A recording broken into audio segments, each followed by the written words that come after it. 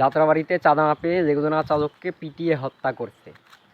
দেখেন কয়েকদিন আগেই আমাদের পরিবহন মন্ত্রী বলেছিল যে সমঝোতার মাধ্যমে নিলে সেটা চাঁদা না। আপনারা তাহলে যদি সমঝোতার মাধ্যমে চাঁদা নেন, মানে সমঝোতার মাধ্যমে যদি টাকা নিয়ে থাকেন সেটা চাঁদা হয় না, তাহলে আপনারা সমঝোতায় না গিয়ে লোকটাকে পিটিয়ে হত্যা করলেন কেন? এটার কৈফিয়ত কে দিবে? তারপরে আমরা শুনতে পারছি যে প্রতিদিন পুরো বাংলাদেশে 100 কোটি টাকার উপরে চাঁদা নেওয়া হয় পরিবহন থেকে, শুধু পরিবহন থেকে। এই যে পরিবহন থেকে 100 কোটি টাকার উপরে চাঁদা নেওয়া হয়, এটা নেয় কারা?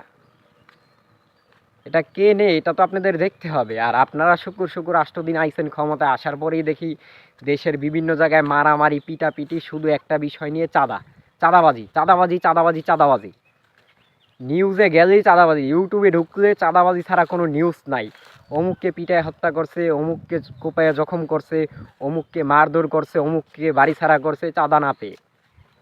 মানে চাঁদা ছাড়া কি কোনো কথা নাই ভাই? আপনাদের সমস্যা কোথায়? আজকে চাঁদার জন্য দেশে সব কিছুর দাম বেশি। একজন মুরগি ব্যবসায়ী বলতেছে, ভাই আমরা মুরগি আনতে সময় অমুক জায়গায় চাঁদা দিতে হয়েছে, যার কারণে মুরগির দাম বেশি। কিছু বলার আছে? আমার কিছু বলার আছে? আমি একজন ক্রেতা, আমি কি বলবো? কিছু বলার নাই। আমি একটা মুরগি কিনতে গেছি, এখন মুরগি ব্যবসায়ী বলতেছে দাম বেশি হওয়ার কারণ বিভিন্ন জায়গায় চাঁদা দেওয়া লাগছে। ঢাকা সদরঘাট এরিয়ার মধ্যে একজন ফল ব্যবসায়ী বলতেছে যে আপনার নৌকায় করে ফল নিয়ে যাচ্ছে, তখন বলতেছে ভাই আমার খালি মানে ঘাটে পার হয়েছি, এই ঘাটে আসার কারণে এই ফলগুলো নিয়ে আমার 300 টাকা চাঁদা দিতে হয়েছে। কেন? সে তো এই যে নৌকা ভাড়া দিতেছে, নৌকা ভাড়া দেওয়ার পরেও তার 300 টাকা কেন চাঁদা দেওয়া লাগবে? তো এই রকমের বাংলাদেশের প্রত্যেকটা সেক্টরে বর্তমানে চাঁদাবাজি। চাঁদাবাজি হচ্ছে বর্তমান বাংলাদেশের জনগণের ধ্বংসের মূল। আর বর্তমানে বাংলাদেশের বিএনপি সরকারের জন্য হুমকি হয়ে দাঁড়াইছে চাঁদা, মানে চাঁদাবাজি। আপনারা যদি চাঁদাবাজি থামাইতে পারেন, আমার মনে হয় খুব সুন্দরভাবে আপনারা দেশটাকে পরিচালনা করতে পারেন। আপনারা যদি চাঁদাবাজি না থামাইতে পারেন, তাহলে আমার মনে হয় না যে আপনাদের বেশি দিন আর কি গদিতে টিকে থাকতে পারবেন। কারণ আপনাদের এই চাঁদার জন্য দেখা যাচ্ছে যে গদি দইরা চইরা যাইতেছে।